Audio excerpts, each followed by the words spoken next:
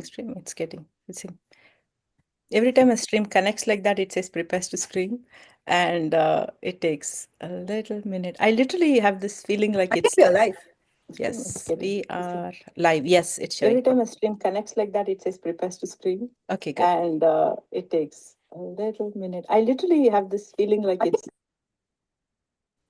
Okay.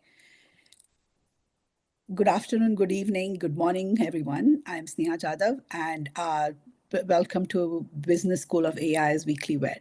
I'm Sneha Jadhav, the host for today, and today we have Irene Bratsis with us. Hi, Irene. First of all, I'd like to start with thanking Sudha for bringing us all together. So thank you so much, Sudha. And before we get started, we have a very small announcement from Sudha. So Sudha, do you want to go ahead and give this exciting announcement about IoT Day? Sudha, you are on mute. Thank you, Sneha. Since I was not on mute and checking whether the live stream was going, I'm being a little careful here. People have already waited for so long for Irene's talk, so I'm just going to take just a few minutes. I'm Sudha Jamthe, and I am here from Business School of AI. This is our learner community with all my students from various worlds. And Irene has invited a bunch of people, or drawn in a lot more people who are new here. So if you're new here, just join the WeeklyWed Zoom link, and we'll put that in the chat so that you can get future WeeklyWed invites. The reason I'm here is because we are getting ready for our flagship event called IoT Day, IoT Women. And IoT Day, World IoT Day is on April 9th, and tons of activities happen around the globe online for IoT Day.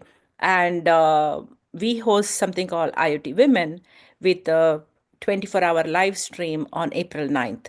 And we go through this meticulous selection nomination process of bringing in amazing women from around the world. And that is what I'm here to announce the speakers of IoT Day, IoT Women. Let me share my screen so I can show you the speaker list. 1 second. Do you see just the speaker list, or you see my whole screen? We see the speaker list. Okay, thank you. So first of all, thank you, Yelam, our social media intern, for putting this together, and for all the amazing women who have been working with me to fill in our speaker form and give us all the details and stuff to get us to this place. And thank you, Ananya and Mala from our core team. And Fatima is joining us this year as one of our panel leaders. So it's an exciting lineup, but all I want to do is I just want to tell you this is our final list selected speakers for IoT Women, and they're coming from every part of the world. We are going to have a live stream from 9 o'clock to 5 o'clock continuously on April 9th, and we will be sharing that here and in Business School of AI on LinkedIn. And additional to that, we have an Africa panel, we have a Latin America panel, a Canada panel. Fatima is hosting a India-Pakistan panel. I think I'm missing one more. So there's a whole series of panels that will happen at 9 or 10 a.m. in the local time zone. And then in our California time from 9 to 5, we will have the continuous live stream. And we will have all these amazing women come and teach us about their area of expertise in Edge AI. Sneha is going to host a panel on Edge AI. We're going to have AI, various aspects of AI. I'm going to do one on autonomous vehicles and so many other panels. And this year's theme is unapologetically you. So we are going to have one panel, the soft skill panel, we usually do just one. So we have one on unapologetically you, hosted by Susanna Raj. Rest of it are going to be more technical panels, and a bunch of other talks with our like career pivot talks from the various leaders who will be joining us too. So welcome everyone. Join me in congratulating these amazing IoT women who will be joining us on IoT Day. And thank you for the opportunity. Now I'm going to stop my share and give it back to you, Sneha. Thank you so much, Sudha. We are all excited for the IoT Day. It's always fun. So anyways, moving to Irene. Thank you, Irene. Thank you so much for joining. Really appreciate you coming on and talking about AI product management. Thank you, Sneha. Thank you, Sudha. Thank you for having me back. It's been what, like 2 years, I think, since our last, maybe Yes. close, almost that. So Almost it's good to be close to back. 3 years.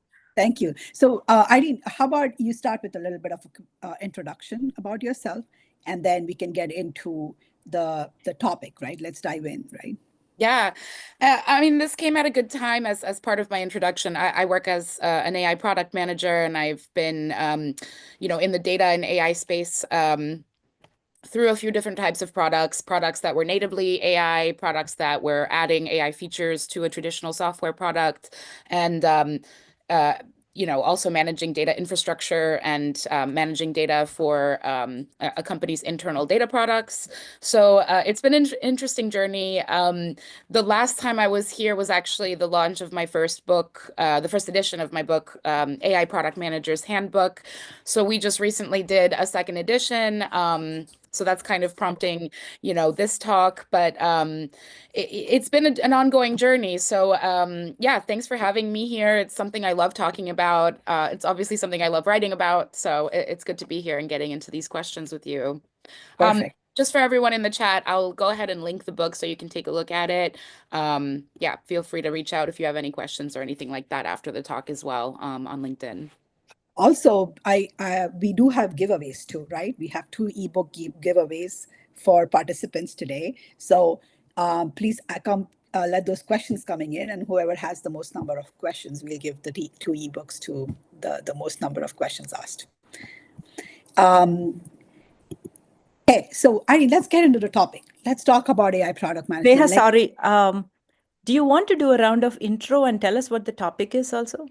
Yeah, of course. So today we're going to talk about AI product management. Like Irene said, her background is an AI product manager. She has written a book on it. So we want to get into the details of how how AI product manager goes about researching for an AI product, building it, and then actually delivering it and in the field, right? Like being able to go live with a product that involves AI and ML models and the details of it, right? Like, so the challenges of it. So let's maybe, Irene, we can start with like a 50,000 feet view of what AI product management is, and then we can start going into each of the components. Yeah, that's actually a good way to start. Product is its own discipline, so product is already about you're taking, the technical building of something and translating that to what is relevant to a business. Why should a business invest in these features or in this market or in these capabilities that you want to invest in as a PM? So it's already about that marriage of the business side and the technical side of things, but then you add the AI part of it, right? And then it becomes more about, and that's where it helps to have that background as a data scientist or as a machine learning engineer, of understanding what are the different classifications of models that you can use, what are the major categories of AI that you would be implementing into a product. Right now, it's that whole buzz of the LLMs and AI agents and kind of this more autonomous way of incorporating foundational models or large language models, and the various applications of those. But there's still 10 different other types of models, right? So it's not just about that. And as we see with the coming of time, more engineers are building with large language models. So you might be using different kinds of machine learning models in conjunction, in collaboration with foundational models in your work, whether you're technical or not. So it's an interesting time. There's a lot of dynamics that are into play with this. So yeah, those are the two main areas I would say is connecting things to the business side and understanding the scope of the technical frontier in front of you. And that isn't to say you have to know something about everything, right? We can't be experts. There are people who are experts at computer vision or people that are experts at natural language processing.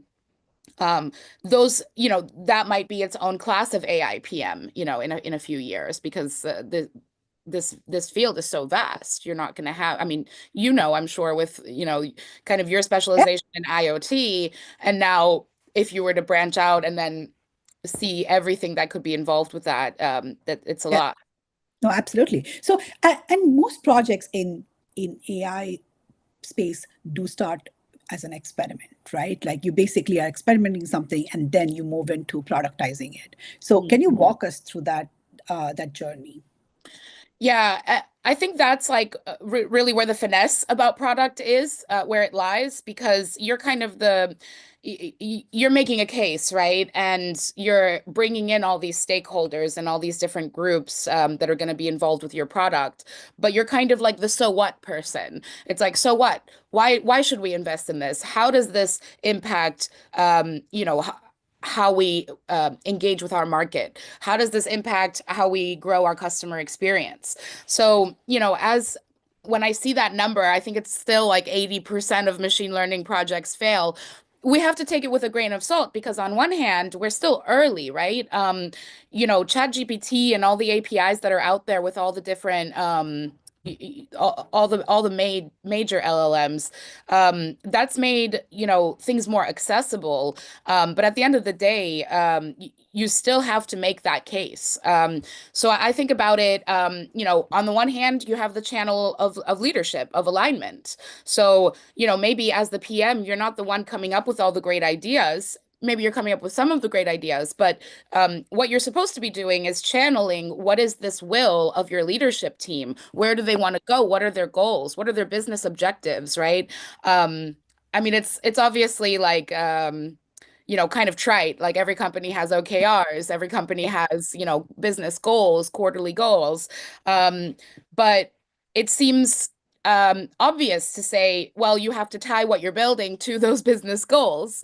But that is what you're doing as a PM. So, I think when companies lose out the most is when they don't have that alignment. Leadership says they want to do one thing, but then engineering is building something totally different. And in that conflict of, okay, but these teams that you're paying are building something that ultimately is not serving your goals, whether that's, customer retention, operational efficiency, sales, obviously revenue. If you're not seeing alignment with those goals in terms of what you're building, that's going to be a problem, and it's going to be a hard hold to get out of later. So it has to be top down in terms of like the leadership, in terms of, your product strategy, your product vision. Like there has to be agreement on that, for whatever machine learning application you're building. But then when you're working with people, that's all ground up stuff, because you're interfacing with engineering, with your data science teams. You're part of those discussions about, what are the standards that we're okay with. We'll talk about guardrails and, best practices and things like that, as the talk goes on. But at the end of the day, if you don't have set categories for what is the confidence interval that makes sense to you for the product you're building, for the application you're building, and the outcome that your clients or your whoever is, using this product will, if they don't have that agreement of like, what does good performance look like? What is good model accuracy for us, for our expectations of what this should do? I think that's part of the mismatch too. So you're kind of like on the ground level with these teams deciding on these thresholds for acceptable criteria. And that has to align with the goals that you have with leadership. So yeah, you're kind of like at the nexus of these things. And it depends. How good are you at managing different priorities? How good are you at managing, the different wills that each of these departments will have in terms of what's most important to them? And then how comfortable are you with making data-informed decisions, right? Because if you're working in AI systems that are complex, so you're going to have certain indicators, leading indicators and lagging indicators. Are we going closer towards our goal or further away from our goal? What are the metrics that are going to tell us that? So all of these things have to be decided before you can have a system that works properly or optimally, and certainly before you set up any guardrails, because you can't know what you're looking for when you're going astray if you don't establish that stuff ahead of time. Right. Right. No, thank you so much. I think you mentioned something about being able to make data-informed decisions. You, usually when we have a more like when you have a feature deployed on deployed in production, and then we in general product management you iteratively learn, right? Like there's a feedback, how is this feature performing based on whatever criteria we give it, and then we say, okay, now the data shows us we need to improve this, right? How does that work within in AI product management? How do you iteratively improve a feature in AI product management? Yeah. I mean, I think when you're talking about iterate, because you're iterating on the training data. You're iterating on the model and how the model is built. You're Yeah. iterating based on your customers' feedback, right? You need to feed the feedback loop with real human information. So it is kind of this balancing of working with your data science teams, understanding what they're going through, understanding what they're testing over time, um, making sure that, we talked about the leading indicators and lagging indicators, right? So all that means is they're just, certain metrics that you're tracking. If you're an e-commerce company, maybe you're looking at an increase in product page views. A lagging might be, an increase in the average or a decrease in the average order value. So you're deciding like what is the thing that's going to show us that performance is lagging. Yeah. And then you have, your counterparts on the technical side that are theoretically watching this. But then also, we have AI agents and things like that helping PMs now too. So you think of those as the canary in the coal mine, right? Because what you want to be ahead of degradation in whatever form it's coming in. If you can be ahead of it, then not only are you prepared for that phone call when your client says, hey, a bunch of our stuff just got flagged and it's, something's wrong. These are false positives or whatever it might be. You're already prepared because you know why it's happening. You are already, troubleshooting it. And I think that's kind of the way it has to be moving forward.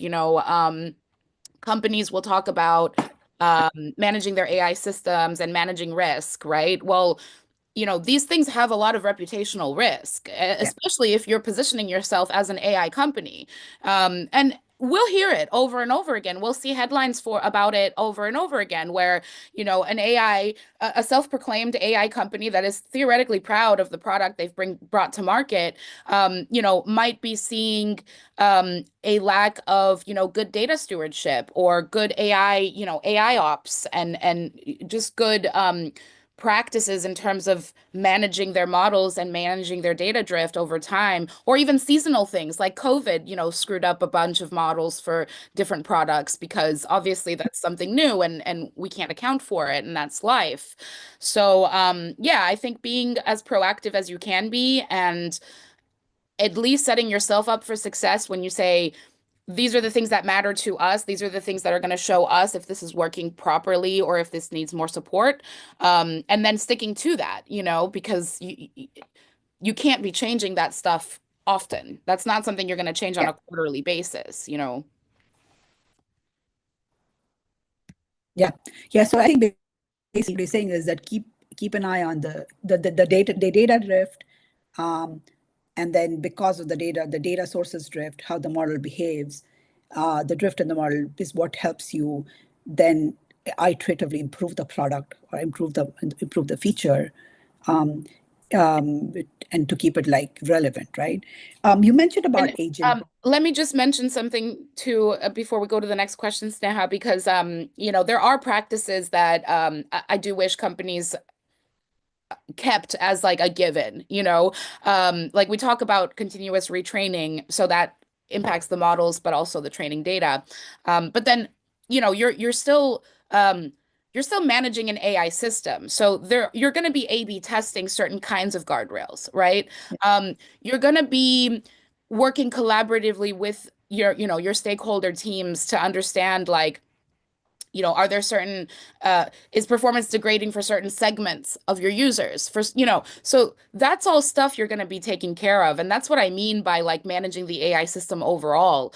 When you do deployments, you're not going to deploy in real time. You're going to do shadow deployments. You're going to see how is this going to operate in a non-production environment before we go live. Even when you do go live, you might choose what kind of deployment strategy you want to, use to make sure it's not a high risk thing. You're not sending massive changes to your entire user base.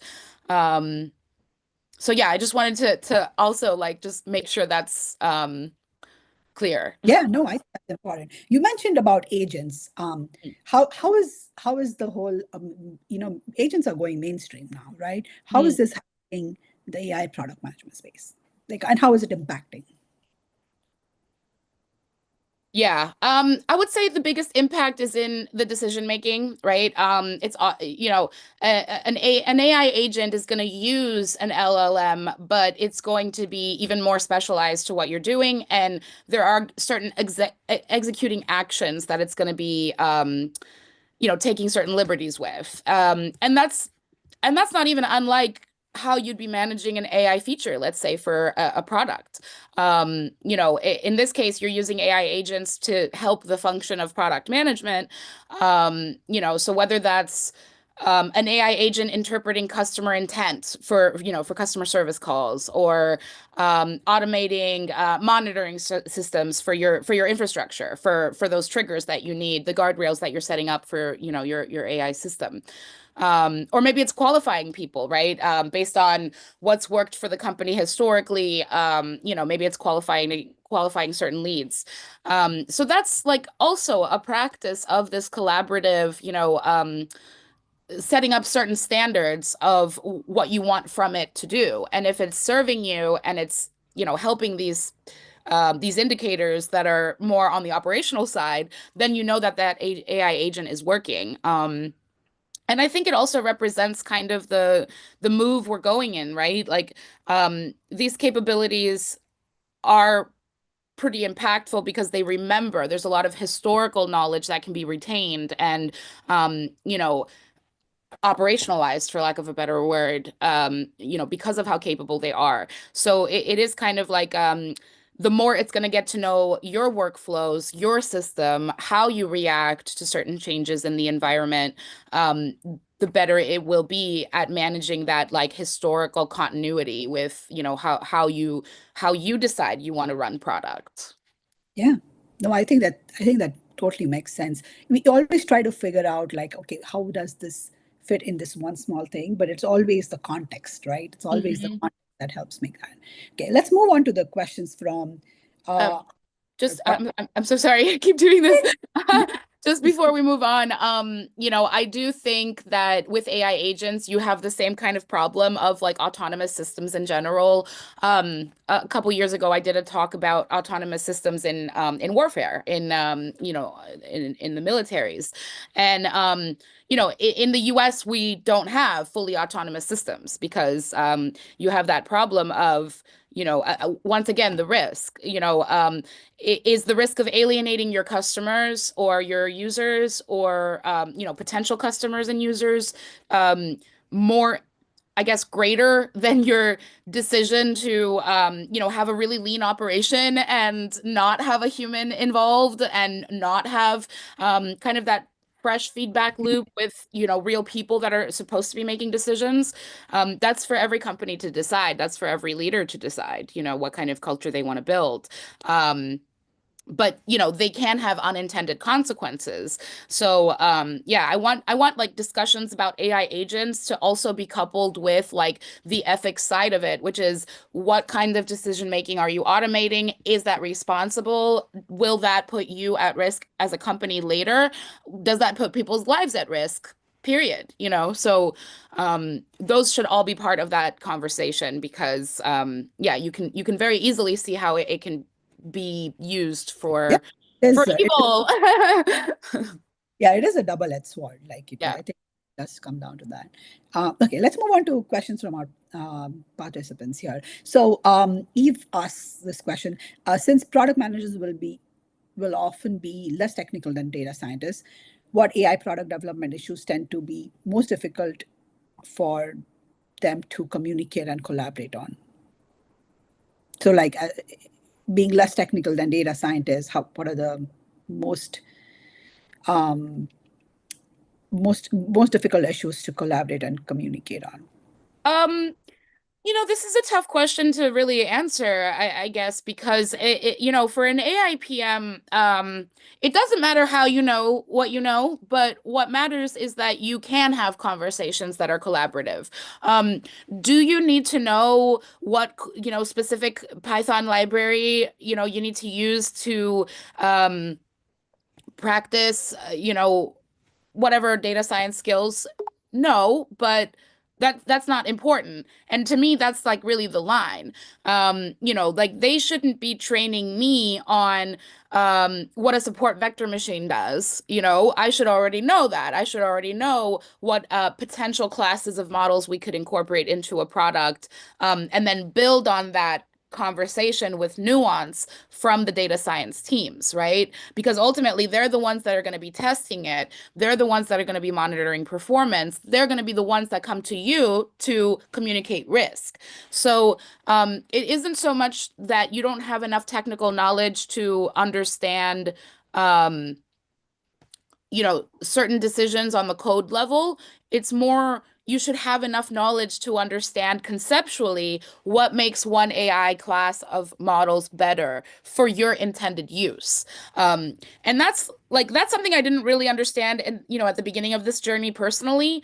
I thought there was and there certainly are preferences, right? But your work as a data scientist, as a machine learning engineer, I would say maybe not, because it's more about the deployment of the code. But as a data scientist, you are kind of that person that is curiously putting this together and then seeing what happens, right? You're serving as kind of you're a scientist. It does have that notion of, well, this is what we think. We have our hypothesis of what will work best, but let's test it. And then based on that test, we have feedback. And then based on that feedback, we decide, is this moving closer to our goal or not? And the PM helps you make that determination. So, yeah, I want to say that because as an AI PM, you should have certain technical concepts already understood, and you're building on those concepts. It shouldn't be a worry that like, oh, I can't get there. And if you feel like you can't, right, then it's a skills gap issue. Then you do whatever schooling, whatever educational thing, or even groups like this where you meet collaboratively with people online and you just work on something together, whatever it is, but you fill that gap somehow so that you can have that conversation. Yeah. And most of the times when it's a collaboration, like in any product management, you will going to speak with engineers who are extremely technical. And I think it's most like you bring some kind of user perspective to the table, and they bring the technical perspective to the table. And then you kind of like, talk through it and solve a specific problem. I think it's not the race to say, okay, who knows more? It's the race to we solve a problem, right? So yeah, and remember, as an AI PM, well, as a PM period, you are already working with go-to-market. So you're already working with customer success. You're already working with sales. You're already working with marketing, right? That's the non-technical side. You're already working with leadership. You're already working with engineering, data science, machine learning. So you probably, in many cases, you're going to have a budget to take care of as well, for your own operational side of like, what is running this product actually costing and what is it bringing back to us? So that's why the role is so complex, right? Because you have to balance all these things. Yeah, perfect. Yeah. Okay, let's move to the next question. I know we have about 15 minutes, so let's try to get through these. If you are someone with AI product idea, like myself, the questions from Mankoba, and recently registered a business, how will learning about AI product management help grow the business? So like Mankoba has a product idea, AI product idea, and they have registered a business, and they would like to know how will learning about management in general would help. In this? general, well, in general, it helps because you're not just, in many cases, this is a digital transformation, right? So in many cases, it's not just we're adding an AI feature to our product. It's in many cases, we're doing that and we're adding AI applications to our internal processes so that we can be better at being a business. So there's, my book that I focused on was AI products and how you can integrate AI into products themselves. We touch a little bit on the business side, on the business operations side, but not a ton because that's for another book. That's a whole other area. And so if you're interested in AI and you're interested in being like a linchpin at your organization, you're interested in being someone who can be part of your company's digital transformation or your product's digital transformation, then your understanding of use cases and of different applications of models is really the best thing you can do. Because there are going to be a lot of different things you can do to help your company save money or make money, right? I mean, that's what you're doing at the end of the day. That's what business is, making money or saving money.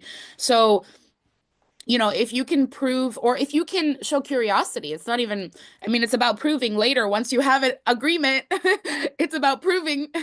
But before that, it's about curiosity. It's about, and companies need that. Think about where you work or I don't know, you guys have a lot of students. So even students, not all the They do students, small projects, right? We do right. Right. And it depends on how you are as a student. Not every student is going to be as curious, as thirsty for knowledge, right? So that's up to you and your own level of passion, your own level of curiosity. But if you think about it, I'm going to speak honestly from my perspective. I mean, I do the most when I get passionate about something, when I'm really into, engaged with it. So, for me, like being that way was a cheat code through school. Like, oh, I'll do better and have more fun if I work on things that I actually think are cool and are worth my time. So if you take that attitude to your work, a lot of people don't have that attitude. They want to normalize their lives. They want to optimize their lives. And what that means is coming in and doing things the way they normally do it and doing things in a way that, doesn't rock the boat. But nothing changes, right? So if you are someone that is genuinely curious about this, and sincerely wants to help your company, just trust me when I say you're in the minority. So anything you can come up with that is an idea that you believe in, that you want to pitch to your leadership team, do it because they need people like that. Again, this is a digital transformation. So there are many ways that you can impact change.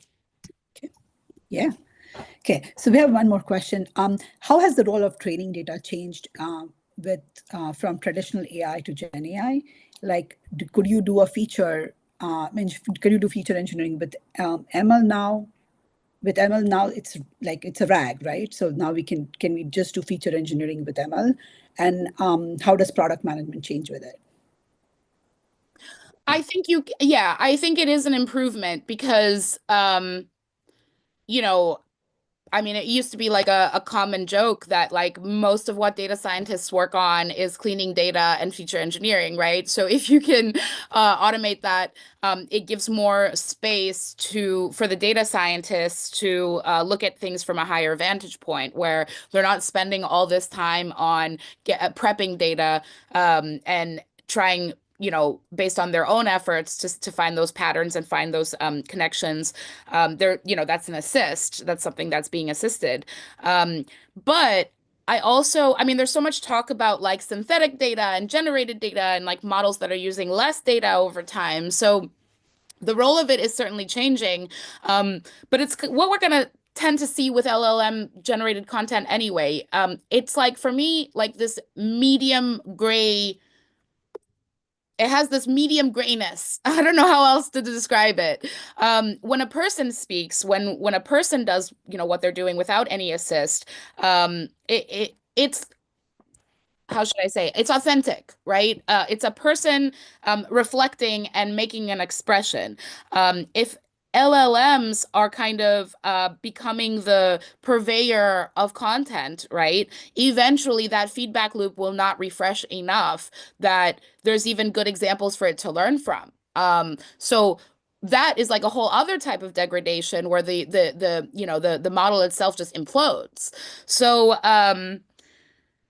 yeah, like let it do your grunt work, let it do the work you don't want to do. Let it test a bunch of different models, let it test a bunch of different hyperparameters, and you see what you like and what you don't like. Let it do that work for you, but don't let it make any work for you where you're using its output, or like if you're not learning, if you're just taking something and like plastering it to wherever, that's not going to be helpful for you as a person, but it's certainly not helpful for the all the AI generated content that already exists, that is kind of boring in my opinion. So you should be using it for the stuff you don't want to do, and using your brain for the stuff you do want to do. Perfect. Perfect. So let's do the last question here. So when you deploy a Gen AI based product, the responses are not always accurate, right? So how do you know when you're ready to deploy a product? So basically, how do you know the product is ready for production? The accuracy. Yeah. That's, I feel like this question comes up a lot because, there's, I guess, I mean, that's what a best practice is, right? You're learning from your past kind of your historical like connections with something. But it's really hard to say. I mean, yes, you're going to look at accuracy, you're going to look at latency, you're going to look at relevance, right? But your users' tastes might change. Your own performance thresholds might change. So it's not really so fluid. Like the correct answer is, yeah, you're going to look at your key metrics and decide what level of performance you're okay with. But again, that's going to be subject to change. And that's an intuitive conversation. It's not quite, you know, nothing is black and white. It's just in relation to where you want to be. Yep. So, it kind of goes back to the beginning of our talk, our first question, really. In a production environment, when you're a live business, I'm not talking about like a fun project you're doing. I'm talking about like you're working for a company and the stakes are high, right? So, there are going to be certain air, like you're never going to have no bias. You're just going to decide what level of bias is okay for us, and mitigation strategies to help correct that bias in the long run. Like, we're talking about mathematical models, we're talking about deterministic, like there's just going to be so much movement, Yeah. and that's why, like, when we talk about managing an AI system, we talk about how much iteration there is. The iteration is also not just because of the degradation of the data or the degradation of the models. It's also because like the world is so reactive, and in flux. Like we're constantly fighting chaos every day. We're fighting entropy every day. So, your market will change. That's fluid. Your business outcomes will change. That's fluid from year to year for most companies. Yes. Yeah, that's where like managing a community and, having a lot of engagement with your users, your customers is so important, because those are the people you have to convince. If they think the performance is good, it's good. Next year, it'll be better. Yep. No, actually, it's always balance. Like you said, there is no right or wrong here. There is no, black and white or red and blue here. It's shades. It's what we compromise on, the risk that you're willing to take, and say, okay, I'm ready to take 10% risk Yeah. if the accuracy is not 100%, right? And Or 99%, whatever. And also having that transparency, I think, is really important. I mean, that's like really a branding decision. Like some brands don't want a certain level of, transparency, but where AI is involved, I think the only real wrong that I can think of is companies that kind of do turn a blind eye to their bias and how it's impacting their users. I mean, it'll come up in sales calls, that's for sure. If it's so obvious, it will come up and you'll have to defend yourself as a product and as a company. But, I think this like attitude of taking a blind eye or having an ethics officer in your company somewhere and being like, that's their problem. Like, that's like the only wrong.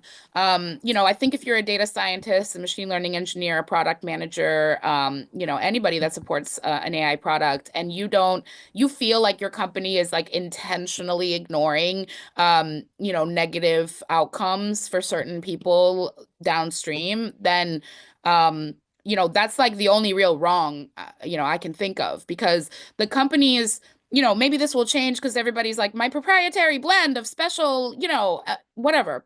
That may change, but I think the move should be towards AI companies being more transparent about what their challenges are, right? I don't think it's a bad thing to say, here is where our models are weak, and here's what we're doing to mitigate that. And if our community, you guys, you users, you developers that are part of our community, if you have ideas and you want to make this product better, we want you, we welcome you. That I think is the way to like fight against that wrong. Thank you. Thank you. I think this discussion keep going on, and we can always I know. back. And we would love to have you back. But thank you so much. This was very helpful. I hope everyone here enjoyed the talk. It will be available on YouTube to go back and refer to. But thank you so much, Irene. This was very helpful. And thank you, everyone, right? Thank you for joining. This was really, really fun. Okay, thank you so much. Have a good day. Thanks, everyone. Take care. And we will reach out to you for the books. Thank you. Oh, perfect. Yeah. And I also, I put the link in the chat for the book, and feel free to connect with me too. I put my LinkedIn there too. Okay, thank you. Have a good day. Bye-bye. Bye.